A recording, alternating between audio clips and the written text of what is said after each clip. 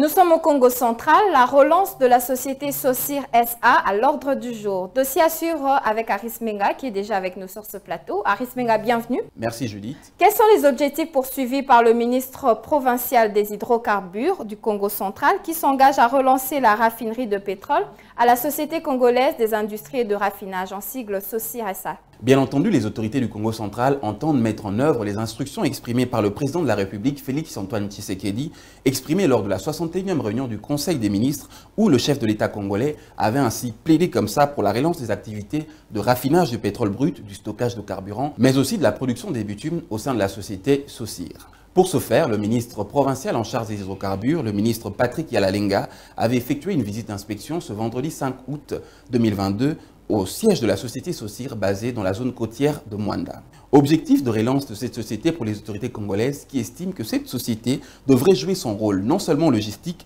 mais aussi et surtout celui de raffinage du pétrole brut en vue d'assurer l'approvisionnement sur le marché national en produits pétroliers. À présent, dites-nous concrètement, quel est le constat fait à l'heure actuelle sur la situation de la société Saucir en sigle, d'après le ministre provincial des hydrocarbures? Durant sa visite d'inspection, le ministre provincial en charge des hydrocarbures, Patrick Yalalenga, avait tenu une séance de travail dans la zone B du complexe industriel de Saucir, où le ministre a pu palper du doigt les différentes réalités de cette société si stratégique. Par ailleurs, le ministre Yalalenga a promis de soumettre les desiderata exprimés lors de cette mission d'inspection auprès du gouverneur du Congo central, Guy Bandou, dans le but de contribuer de manière significative à la croissance économique de la RDC par le canal de cette société. Pour la petite histoire, la société Saucir a été créée en 1963, puis débuté ses activités en 1968 en tant que société économique mixte.